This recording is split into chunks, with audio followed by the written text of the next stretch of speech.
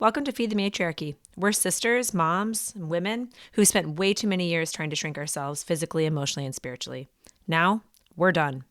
Each week, we get real about food, body image, mental health, parenting, and how patriarchy has shaped the way we live in our bodies. Together, we'll unlearn the lies of diet culture, talk about what nourishment really means, and explore how taking care of ourselves is a radical act of resistance. This isn't a podcast about shrinking, it's about expanding. So let's feed the matriarchy.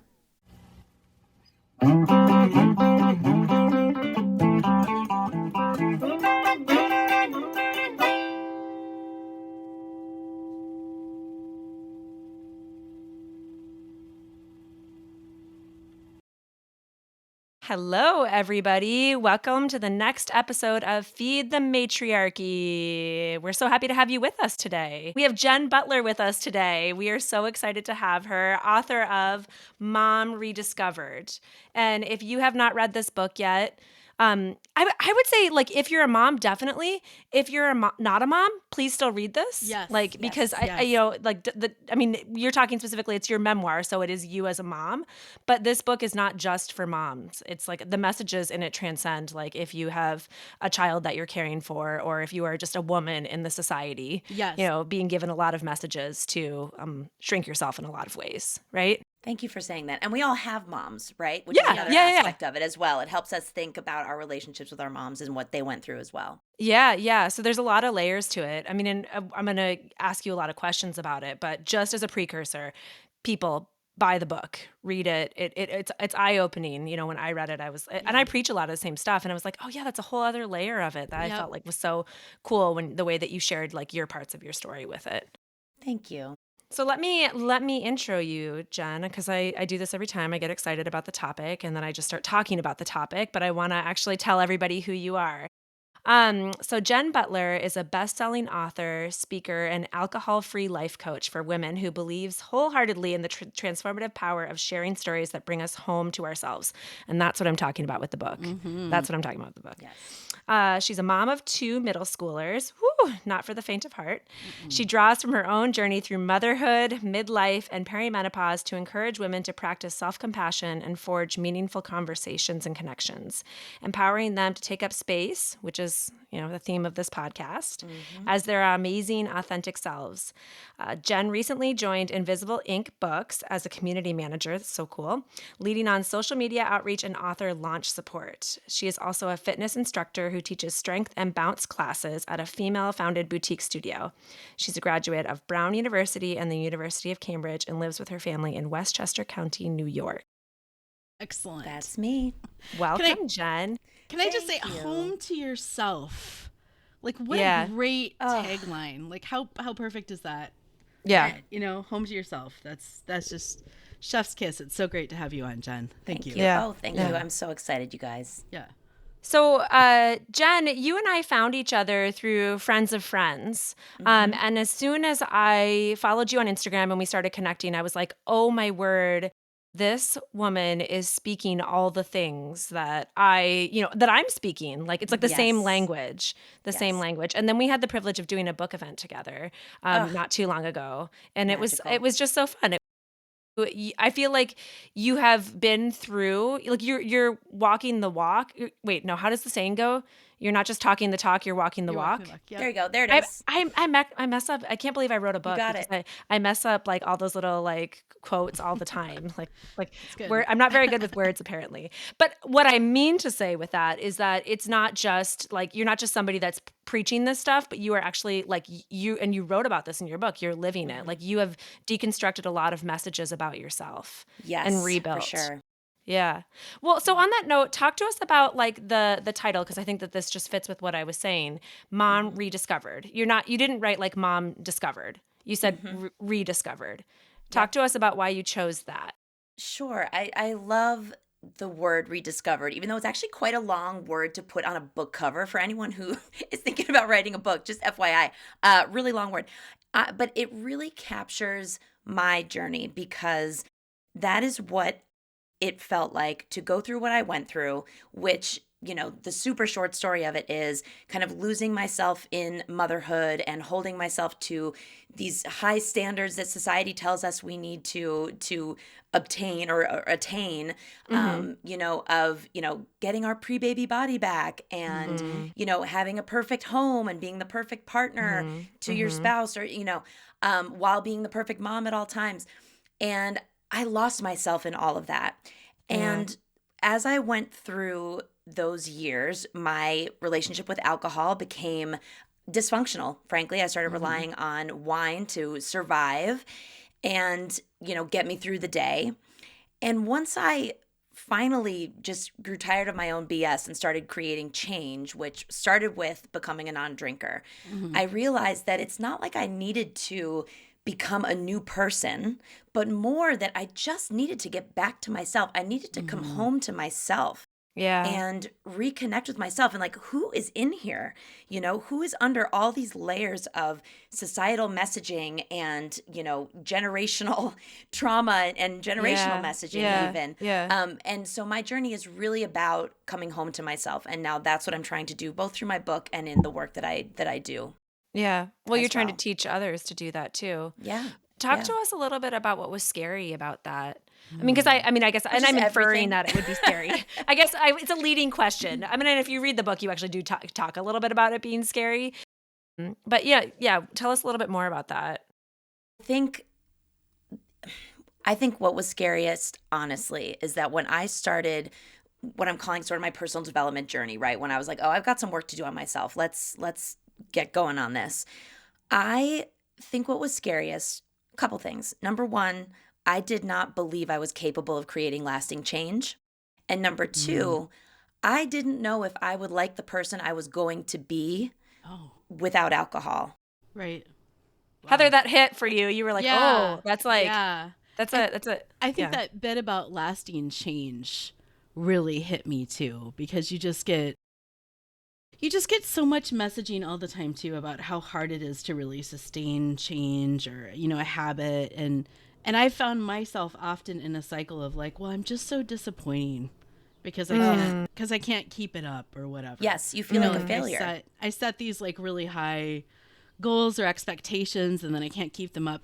But something I've done recently, because I'm approaching 50, is look back at my life and go like, you know what? I've done pretty well here. Like, Yes. You know what I mean? Yeah. I'm okay. Oh my gosh. Like I have changed some things, right? Yeah. And I'm doing okay. And I think taking that long view lens on that has been helpful for me. But I turn it back to you. You have so many insightful things to say in this book. For sure. And I think, when I was writing, I did that, but for my younger self, for the little girl that, just was trying to make my parents happy all the time. Yes. And that turned to like sneaking food and doing things, because I just didn't know what else to do. Looking back at the teenager who just was striving for the best grades to get into the best college and giving myself, just being so hard on myself about the way that I looked, if I ever got a subpar grade. And so when I was writing this book, it was really the greatest gift I could have given to myself, because as I wrote my way through those early scenes and even into early motherhood as well, that's exactly what I ended up feeling for myself, Heather, this feeling of like, oh, she did great. Like look at her go. Great. And you know what? She was just doing the best she could with the tools that she had. Yeah. And it was like the book feels just like a hug. Like writing the book felt like giving myself the biggest hug. Yeah. And I want the book to feel like I am giving the reader a hug. Yes. Yeah. It does feel like that, by the way. Yeah. So thanks. Yeah. Yeah. Mission achieved. and that's what when I was reading your book, I related to so many of the different components and the different parts of like what you were sharing with. I mean, in some ways, I feel like it's like the pressure that we live in, right? As high achieving women. I mean, I would call you a high achieving woman. Like you just kind of constantly felt like, am I good enough? Am I good enough? Yes. Yes. Yeah. And then it's really we a story of layered enoughness, right? And just It's a story of learning to enoughness. realize that I am not only am I enough just as I am, but I always have been. Mm-hmm. And why is that so hard for us to believe about ourselves? It's because we're constantly being told that we're not enough or we're too much. Yeah. Or both. Yeah. Yeah. Yeah. We Yes. talk about that all the time. And we talked about that with a close friend of mine, Christina Hartman, who's also a very high achieving woman. You know, Yeah. and Yeah. just you're like it's never just okay.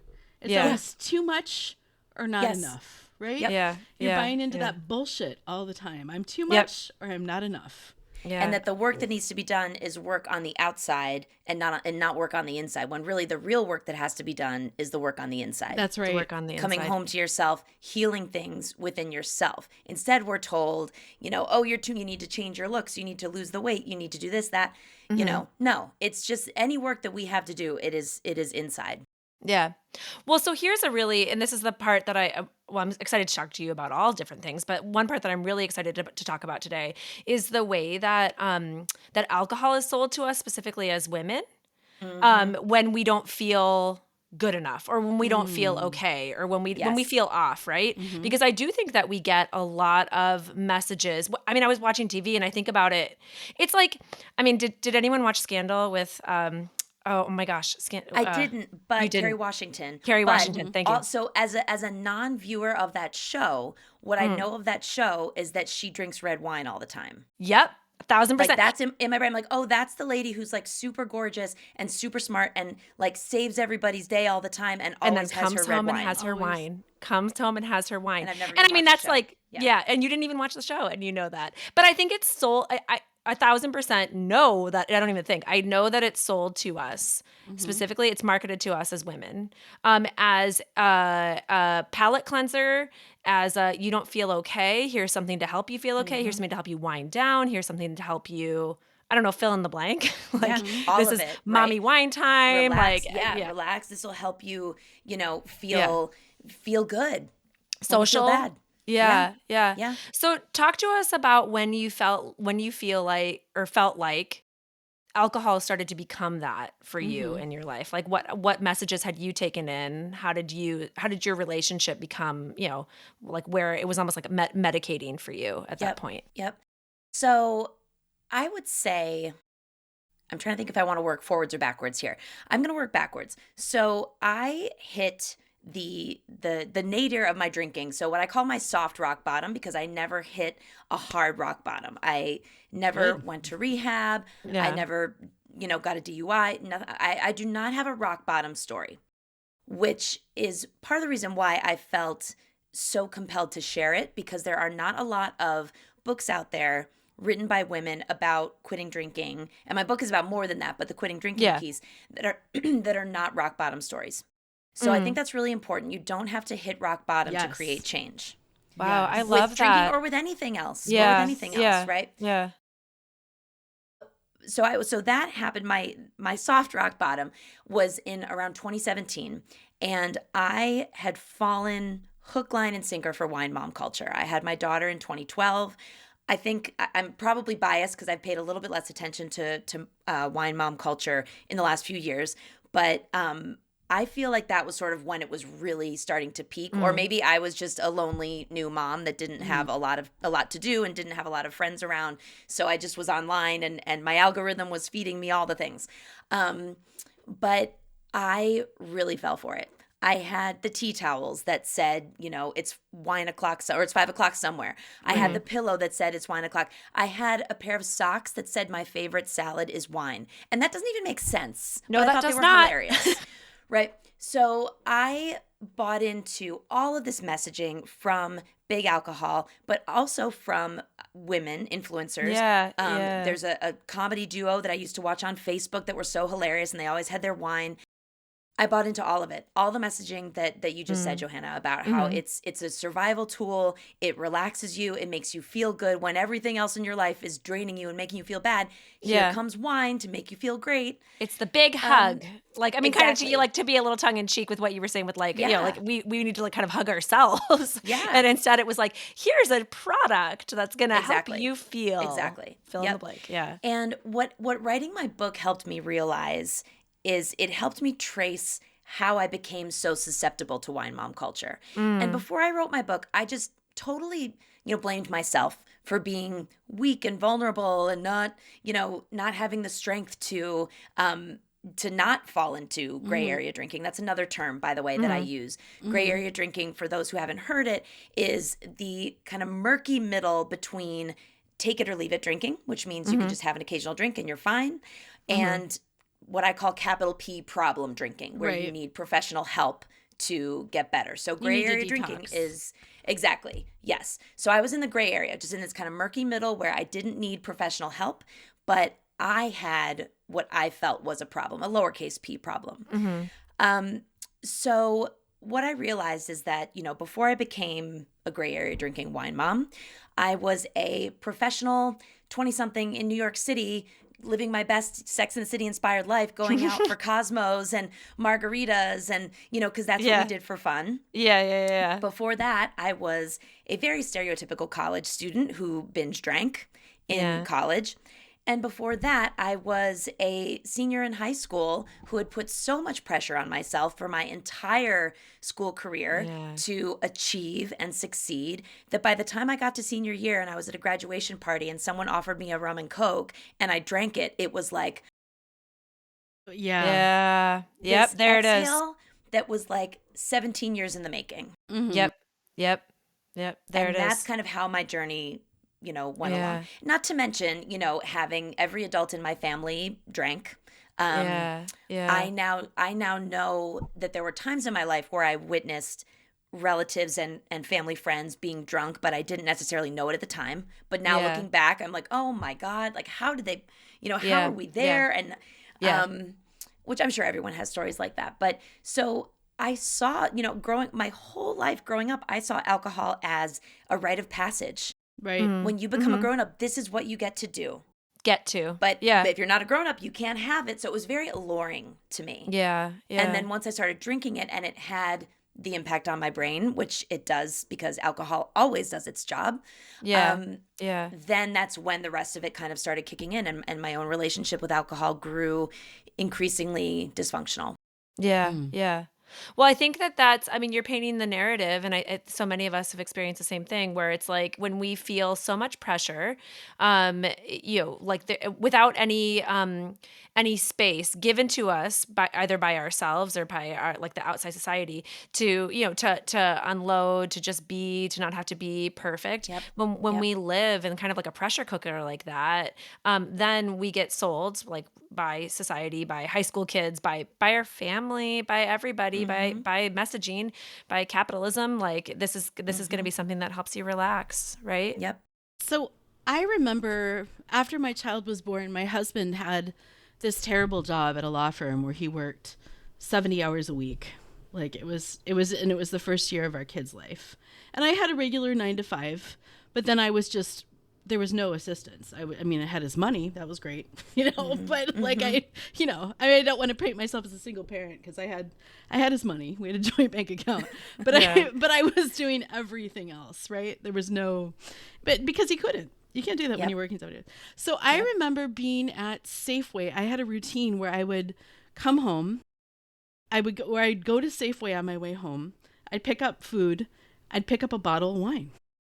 And then suddenly I was drinking a bottle of wine every other night. It's how it goes down. Right? And it's it wasn't even down. impacting me. I was still able to be like a decent, what I mean? It wasn't even impacting me. And I've had my own sort of struggles off and on, but I do remember I had a moment where I self-arrested.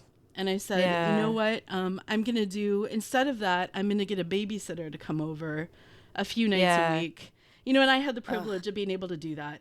And I'm gonna go to an exercise class instead. And this will help me, stop drinking a bottle of wine every other night. Yeah. And that's an incredible place of privilege to be able to be able to even to have the funds to do that. Yeah. But it was just so easy to fall into that habit. And I had a child. I had my child in 2009, and I think it was even part of that culture. Back then, Jen. It was just, it was also the messaging that I was hearing. It's wine o'clock, right? And it's so hard to be a new mom. And we had our friend Jen on talking about matrescence, when our first guest, and she's talking about like building her scaffolding of relationships to help her. And, and I think that's so much, it's just missing in new motherhood, new parenthood is like Yes. building your safety networks and your Exactly. connections. And then you think Exactly. this is a connection That's for the you. real message that we actually need. Yep. Exactly. Is Yeah. are you feeling stressed out and completely exhausted? Is your mental health starting to suffer? Instead of here's some wine, how about exactly what you guys discussed, which is like, okay, you need your people. You Yeah. need your support. And you deserve support and you Yep. deserve rest. Oh Yeah. my God. Yeah. I mean, that's Yeah. another memo that we don't get, right? That like rest is not only productive, but it is critical. Yeah. Yeah. And nobody 1000%. tells us that. So I pour my wine, the dopamine hits before I even drink it. The dopamine hits as I'm pouring it. And then all of Yeah. a sudden I get that great, chemical boost. And I'm like, oh, okay, ready to go. When Yep. actually, if I had been able to self-arrest and go to an exercise class like Heather, or if I had more support in my neighborhood, in my home, then maybe I wouldn't have felt the need to do that. Yeah. But Yeah. so Yeah. many moms, I think we are all isolated to some degree because, Yeah. you are spending Yeah. a certain amount of time, even if it's in the middle of the night or whenever, when you come home from work with this baby. Yeah. Yeah. And I found hard. those first, gosh, I, of course, loved my kid from the very beginning, but also no one told me how boring early motherhood is. So true. Hard so and true. boring in equal my measure. gosh. So yeah. So boring. Like I'm just supposed to sit here and like watch this kid like squirm Yeah. around on the floor. Yeah, until and she you're in a starts to crisis cry, of and then I have to stick my identity. boob in her mouth. I mean, it's just like, yeah. Yeah. and nobody talked about that. No. And I can laugh Yeah. about it now, and I love to have a laugh about it now. Yeah. But at the time, I felt so much guilt Yeah. feeling that kind Yeah. of boredom, especially because Yeah. I was able to be a stay-at-home mom. Yeah. And I never had a stay-at-home mom. So I was like, oh, like this is what I always wanted, Yeah. and I have it. And then I was like, oh my God, I'm so bored. Yeah. And it wasn't as fulfilling as I hoped it would be. Right. Yeah. Yeah. Yep. That wine was there. Yeah. Because what we're not given an opportunity to do is like a normalization of like just the mixed bags of feelings that you have Yes. as a new Yes. mother. Like, it's not, I mean, you love your kids so much and you're also maybe a little resentful or upset that you're stuck. And it doesn't mean that you don't love your kid. It doesn't mean you don't love your That's kid. You're right. allowed to have all the feelings, right? And the Yes. postpartum component of it. Yeah. But again, we don't get to have those. I mean, this is why we're doing Feed the Matriarchy, honestly, because we need these Yes. conversations. Yes. Because, we need to normalize that rather than just like, Yep. here's something to fix it. Because now we Exactly. get into bounce back culture. Because that's the other component of it, right? It's like, like you should just be elated. You should be happy. It should be the best time of your life, right? And get your body back. Yes. And like get yourself back to whatever like mojo you had before, even like physically and emotionally in every Yeah. way, 100%. right? And if you don't, you're a failure. Yeah. Yes. Yeah. If you don't, there's something wrong with you, because look at all these people, look at all these celebrities that did it Yeah. in 3 weeks. Yeah. Right? Yeah. With like I an mean, that is army of insane. people around Yeah. them. Like, with Yeah. like That is 20 insane. paid staff. Yeah. Yeah. Not even to mention, like, as I Yeah. like to say, it's actually impossible to get your pre-baby body back, because once you have a baby, you are forever in a post-baby body. 100%. Yeah. 1000%. So, 100%. hello, like, it's Yeah. not actually possible. Yeah. But yeah, No. I bought into all of that. I bought into all of Yeah. that.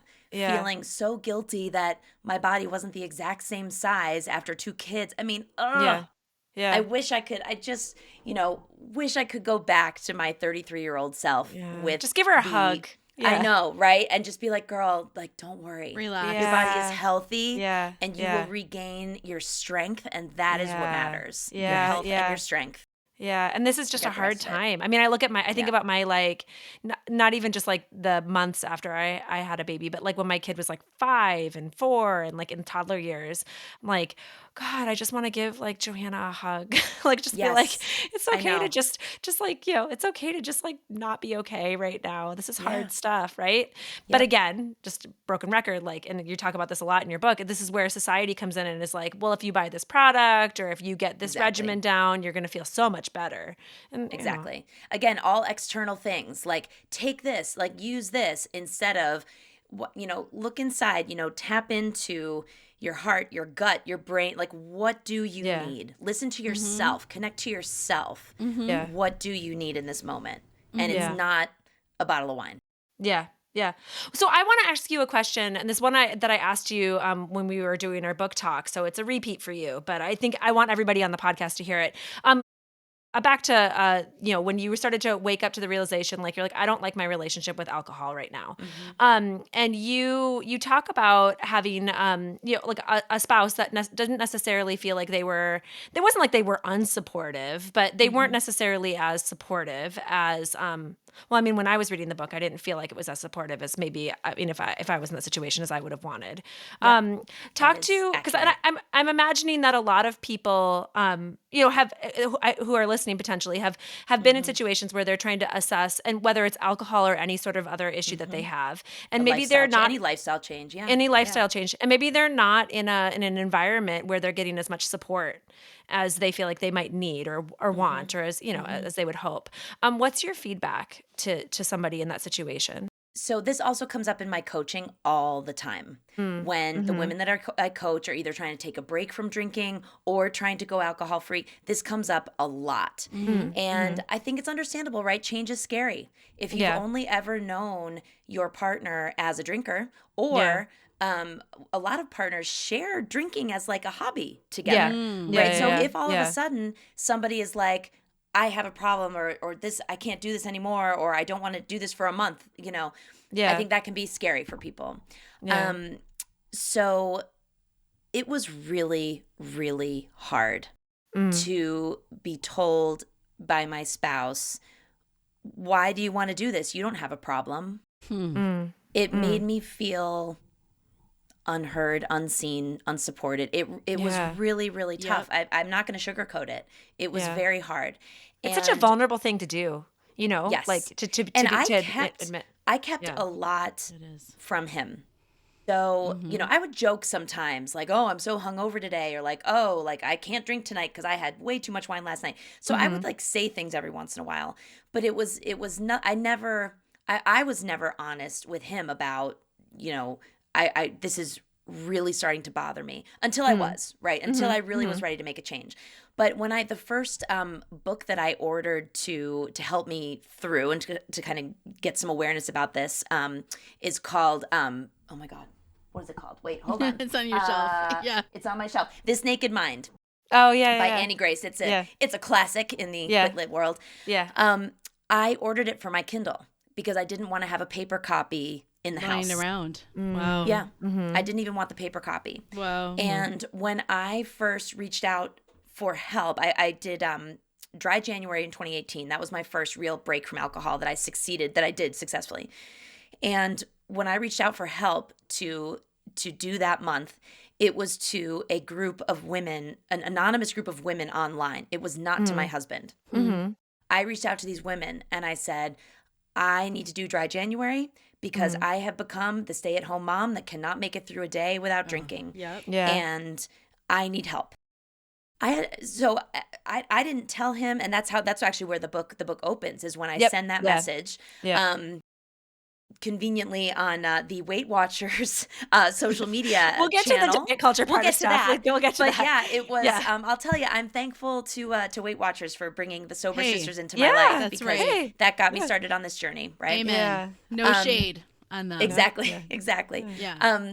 So, but yes, it was very, very hard being told you don't have a problem. I don't get Mm. it, and Mhm. feeling unsupported. What it forced me to do, and I would say, I guess, kind of the silver lining to this, is it really forced me to, again, I keep going like this, like pointing at my heart, like it Mm. really forced me to look inside and to really connect deeply with myself and think like, am I really going to do this? Do I really want to do this? Because it's causing some stress in my marriage, and that's a scary thing. Mm-hmm. Yeah. So It is. Yep. do I really need this? Is it going to be Yeah. worth Yeah. this stress? And my gut told me like a resounding yes. Yeah. No doubt. Yeah. So we're just going to have to get through it, because yes, you do need this. Yeah. And I will say, two more positive things. The first is that my husband is still, and was at the time, the rare unicorn take it or leave it drinker, where he can have a drink, not have a drink, like does It really not have a didn't- complicated Yeah. relationship Yeah. with alcohol at all. Yeah. So Just didn't impact him? Like just exactly. that's- No, yeah. yeah, like nothing. Okay. Yeah. And I think for people who have partners who drink heavily or regularly, Mm-hmm. that is extremely challenging. It really adds a layer of challenge to the Mm-hmm. whole thing. Yep. So that was one area where I was like, well, he's not supporting me the way that I wish he were, but like at least he's not drinking every night. So at least like if He's I not like say trying like to I enable don't want or to have something. alcohol in the house, he's weirded out and like not really supportive, but he's not fighting me on it, right? Yeah, So that yeah. was helpful. And then the other thing is that eventually, and it took longer than I hoped it would, but eventually, he did come around. And at one point, Yeah, he said to yeah. me, like, you know what, you actually are more fun as a non-drinker because, Look at that. he You're more he yourself. came around eventually. Yeah. And said like, at first I was nervous and I didn't know like who you were going to be, but like you're fun and Yeah. I don't miss the nights that you got sloppy, so this is fine. Like, Yeah. okay. Yeah. Okay. Well, I mean, you became more of yourself, right? And that's, I think, like Exactly. the lie that we usually get sold. I mean, and I'm going to talk about it for alcohol, but we can talk about it for any other product, right? That we get sold. It's whether it's a diet or a new like face that you should be using or wearing. Yeah. It's like you're going to become more of yourself with this. Yes. And I mean, I Ugh. think the reality is that oftentimes we don't. I'm not no shade to anybody that wants to do any sort of cosmetic Exactly. procedures. I'm not saying that that's Exactly. not but like I think that we often get sold this as an idea of like it's gonna enhance us. And so many times, like alcohol doesn't enhance you; it shifts you, it changes That's you. It might exactly even it, dull right? you. It's actually a Like, depressant. Like yes. yeah, Yes. yeah. Does it really make you feel good, or, is society just telling you that it's going to make you feel good, but actually you Mhm. feel guilt about, the hangover, guilt about the money you're spending, Yeah, guilt about, yeah. it didn't, What you did change last what you night. wanted to. Yeah, yeah, So yeah. it's, I mean, listen, like I get manicures, I get massages, I do all sorts of, Yeah, fun yeah, yeah, yeah. self-care kind of things. And I In the do name the of things taking, that feel good. Yeah. yeah, Right. in the Yeah. name of So feeling good. Yeah. exactly. Exactly. I think Did that's you a really important thing to communicate. Yes. Did you find so what I found with alcohol is that it decreased my inhibitions, Mm-hmm. but some of those inhibitions were good. Yes. Yes. Oh my gosh. Heather, I love the way you said that. What a funny way to say I love it. the way you said that. So the way that I think about it now, and I probably read this somewhere along the way because I would like to credit myself for it, but I don't think I came up with it. Is that if you know who I think it was? I think it's Brene Brown says this. Mm-hmm. Who's also she's been sober for a long time. Yep. If you take the edge off and you keep taking the edge off, right? Again and again and again, soon you will lose your edges. Yes. Mm-hmm. And then what? Then who are you? Right? Mm-hmm. And she said it much better than I just did. But Yeah, I think that was beautiful. but Yeah. that is something that when I read that, I thought, yes, that is exactly it. We are fed this idea that you need to take the edge off. You need to take the edge off. And then we do it again and again and again. And then eventually our edges, which by the way are our boundaries, are gone. Mm-hmm. Exactly. Yeah, that's a So really that's why, important like, I part of it. did go on this rediscovery journey because I didn't know who the heck I was. Yeah. I didn't have boundaries. I didn't, I just felt like I was giving all the time, and that I didn't deserve to give to myself. Yeah. Mhm. Yeah. Yeah. 1,000%. I mean, yeah, it took the edges off. So let's talk about let's shift and talk a little bit about your like big F it moment with diet culture, because that's another piece that you talk Yeah. about in the book. When was your F it moment with diet culture? Oh, I'm so happy you asked, Johanna, because I love telling this story. Yeah, I love So- hearing this story. That's You also know why what's I coming. asked. Okay, so I just want to preface this by saying that I never realized I had to do any work with diet culture until I stopped drinking. And when I first stopped drinking and kind of became a non-drinker, I thought like, oh yay, all my problems are solved because I gave up drinking. Now everything is going to be sunshine and rainbows. Yeah, it's all gonna be Absolutely better. not the case. Instead, I all of a sudden was looking at my life and myself and my body and my family and my friends, everything with clear eyes.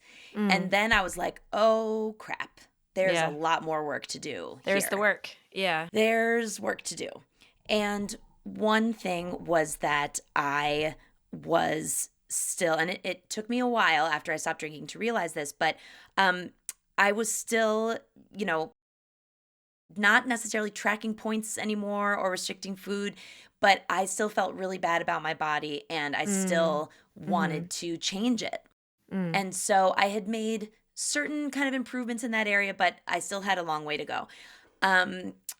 In 2019, I started working as a kickboxing instructor, which was so awesome and it was so much fun. That's and so something cool. I wish I never could would come have to one of your done if I were classes. drinking. Like, Yeah. hello, there's no way. Yeah. So I really credit being alcohol free with like getting that gig, Yeah. which started me, on my fitness journey.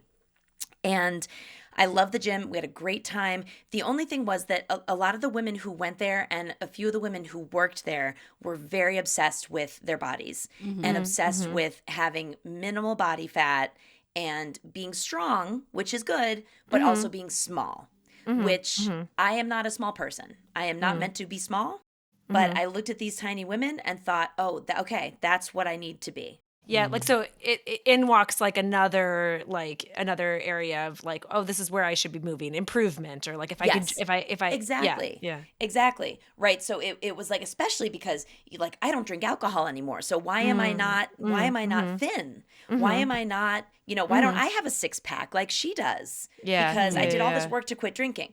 So one of the women at the gym uh, underwent this very quick body transformation. And I thought like, ooh, like I'll have what she's having. Yeah, And yeah. I asked her how she did it. And she said that she connected with a nutritionist and she said, this is just the best. Like I'm learning so much. Like, did you know that carrots are all sugar? So like I am never eating carrots again. And I am never eating a prepackaged bar ever again because that Yeah. is all junk. Like this woman has Yeah. totally fixed me, blah, blah, blah. Yeah. So I thought, okay, great. Like Someone's gonna this fix woman- me. Someone's gonna. And isn't that crazy? Like I did Yeah. all this work to stop drinking Yep. on my own, and Yep. yet I was still looking outside myself Right. Yep. Yep. to fix something about myself. So Yeah. I didn't get the memo. It has taken years to like get all these memos, Yeah. as it does. As I was just So- gonna say, as it does, Yeah, like that's yeah. So I went to this woman's office and stood there. I came in, I was wearing like a hoodie, and she said, take off your hoodie. You need to take your before picture. So I was like, okay. So I took off my hoodie and she made me stand against the wall, turn sideways, stand against the wall. And she took these pictures of me. And then I sat down and she said, well, Jen, the first thing you need to know is that you are obese. And at the time, I was so problematic. the thinnest I've ever been. I was already the thinnest I've ever been. Yeah. So she was obviously using the BMI scale. Yeah. And on the BMI scale, I might have been in the obese range because guess what? I had a lot of muscle. Yeah, Yeah. because And the muscle's BMI heavy. is bullshit. BMI is Bullshit. such bullshit. Such Yeah. bullshit. Yeah. I wish we could just tattoo that into people's brains. Yeah. Because people are still Walk around with a relying on it. sandwich board. BMI is bullshit. so BMI is toxic. bullshit. So So- So yeah. toxic. Yeah. Yeah. So that was the first message I got from her. Then she said, okay, but I'm going to put you, don't worry. We're going to fix it. I'm going to put you on this Fixing it. diet. It's 3 months and Yeah. you're going to feel like a new person. So she put me on this plan, which now the long lens, right? Looking back on it, I realized was absolutely a starvation diet. Yeah. At the time, I thought, Yeah. oh, this is what it takes to get the Yep. body that I want. Okay, well, then I'm Yeah. going to do it. Yeah. So the first day on the diet, by that evening, I was reading a book to my kids at bedtime, and I got up from my son's bed to walk out of the room, and I almost passed out. Because you because I were was completely so- starved. Because you were completely starved. Completely Yeah. starved. My period stopped about 6 Yeah. weeks, about halfway through, my period stopped. Okay. Yeah. Well, You know, that's a and sign that of was, like, starvation. Yeah, Yeah. sure is, isn't it? Yeah. Sure is. Yeah.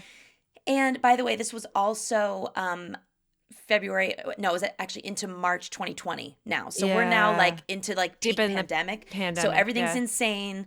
So I Yeah. think that's another reason why I stuck to it, because the world was going insane. And I Yeah. thought, well, but at least if I can stick to this, Yeah. like, I will be doing Yeah. something as the rest of the world is totally out of my control, right? It was Yep. it was I'm like going a to perfect control storm. something. Yep. This was Yeah, something yeah. I could control.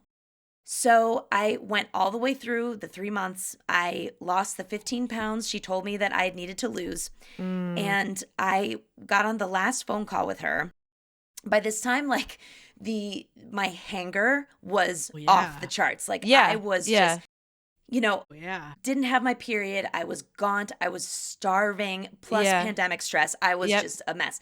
Yeah. So we're on the Zoom call, and I was like, okay, done it. Thanks so much. Bye-bye. And she was like, Yeah. oh, no, you still need to lose at least 6 pounds. Oh, And and I was like, Ew. oh, okay. really?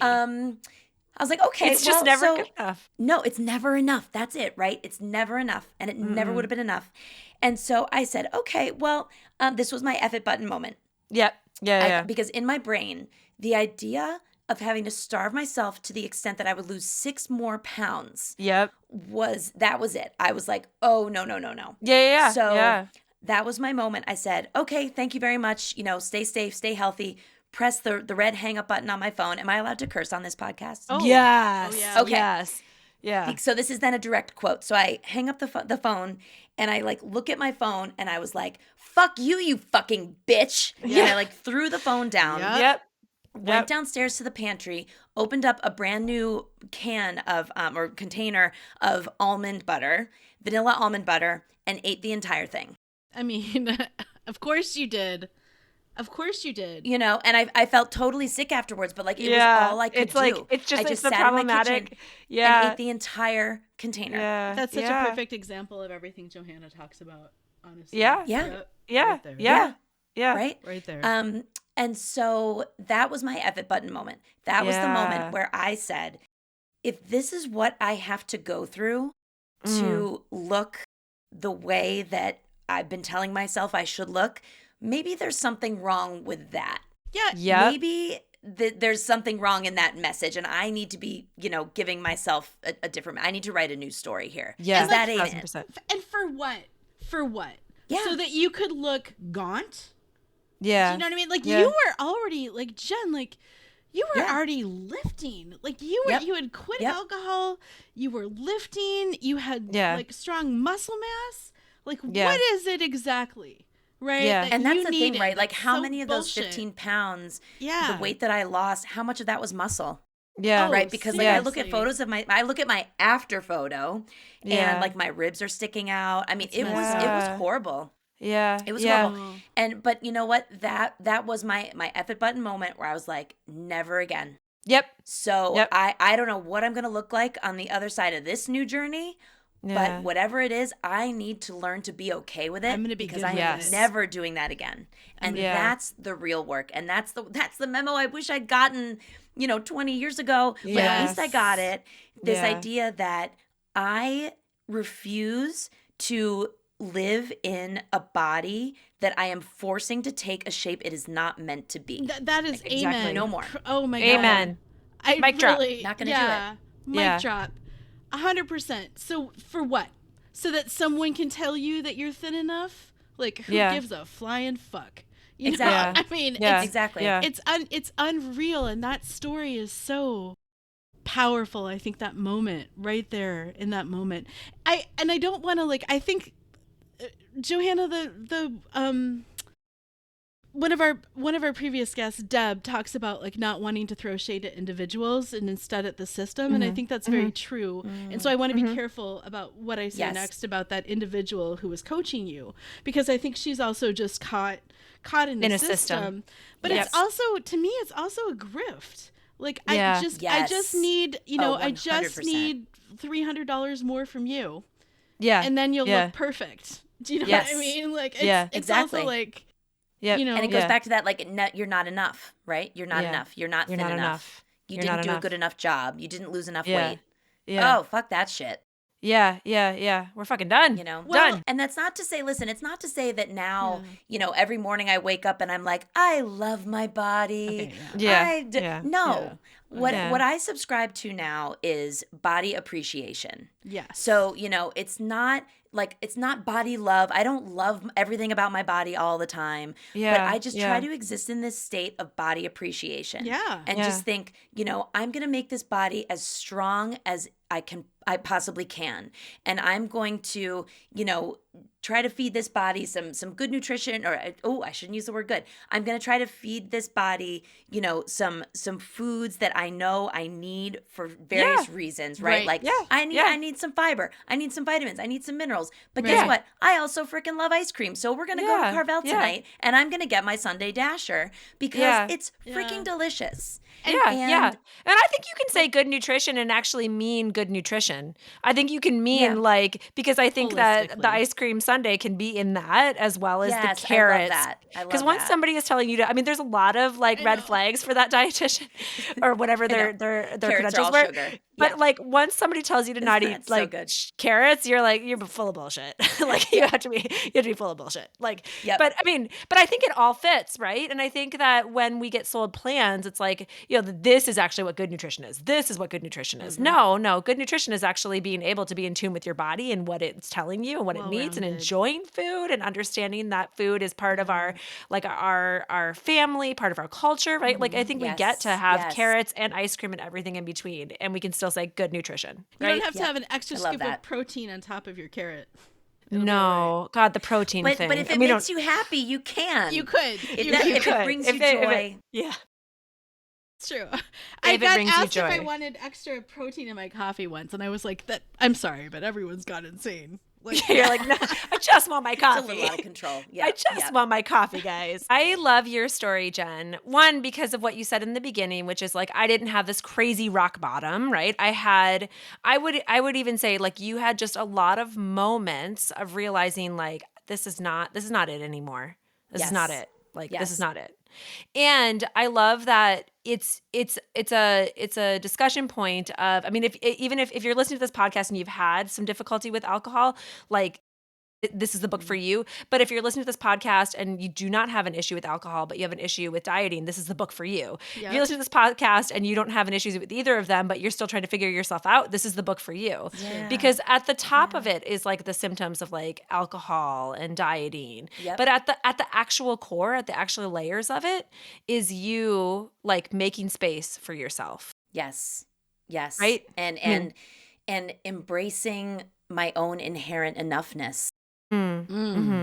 Yeah. Recognizing Yes. it and just, living in that. And again, I'm not there all the time. Believe me, I Yeah. still have many moments, every day where I am hard on myself or, something. But I try to just remind myself that everything is practice. So when I think like, even at our book event the other night, Johanna, I was like, oh, I should have answered that question better, or I should have, and I try to remind myself, it's all No. practice. Yeah. It's all practice. So I also think you can't- answered the question so well. So Why, yeah. thank you. Yeah.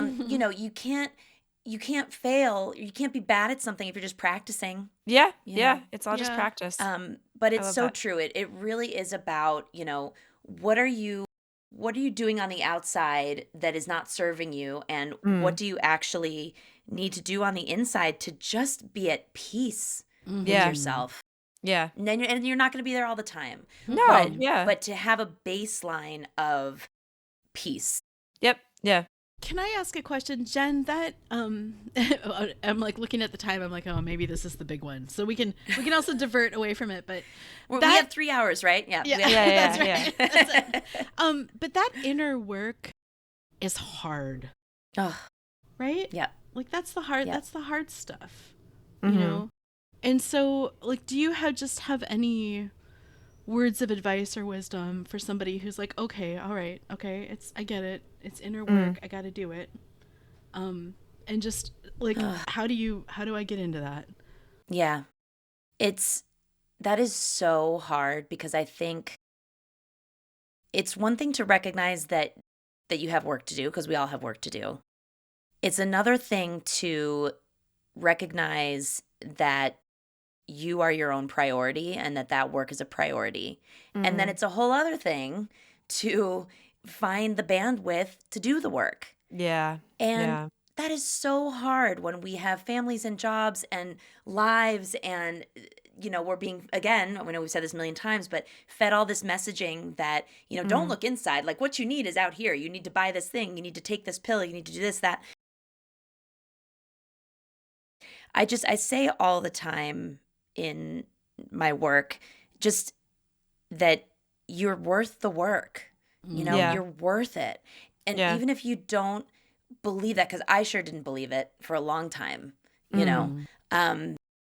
just practice believing that. And eventually you might start to actually believe it. Right. Yeah. Take the Yeah. action. Like Just make the set aside space. time Yeah. for yourself. Yeah. Little things, right? That's it. I love what you said. I love that you said action, because it's little teeny tiny things.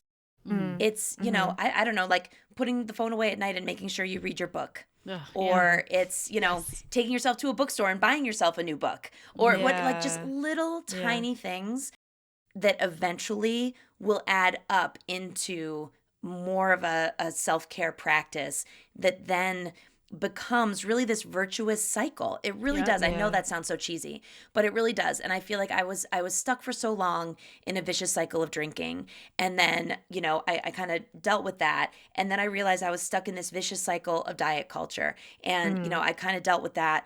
And eventually you do get to this point where it is more of a virtuous cycle, and you're just feeling more gratitude and kindness and being more kind to yourself. And it's a good place to be, and we all deserve to be there.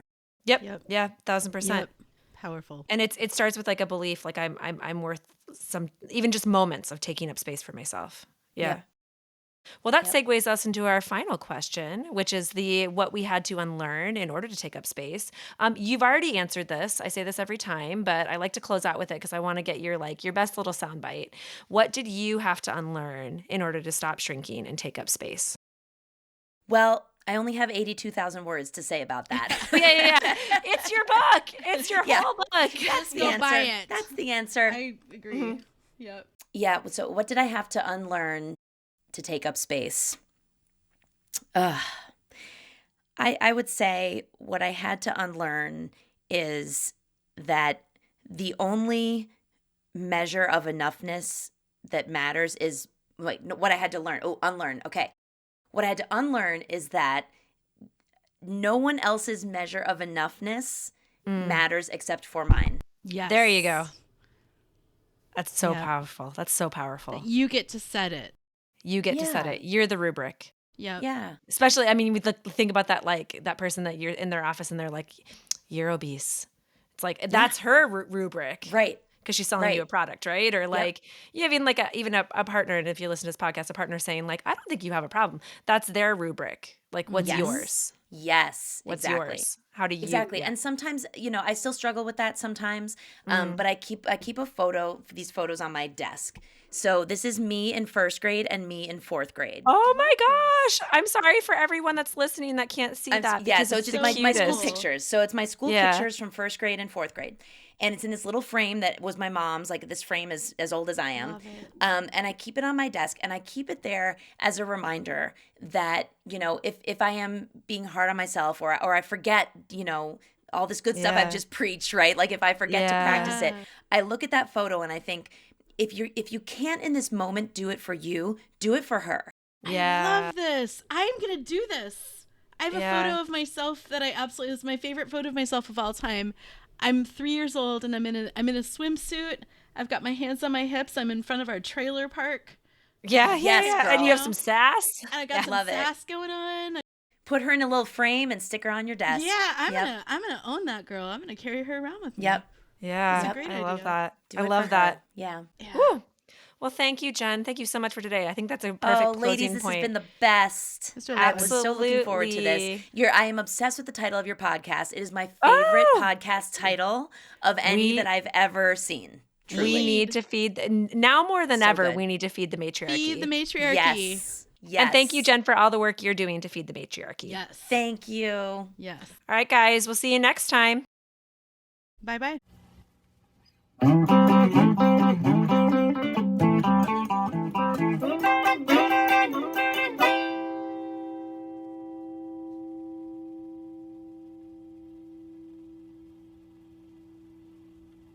Hey, thanks for listening to Feed the Matriarchy. If today's episode sparks something in you, subscribe, leave a review, and share it with someone who's ready to take up more space. You can follow along on Instagram at Feed the Matriarchy Collective for more conversations, resources, and sister-style real talk. Until next week, stay hungry for truth, compassion, and liberation.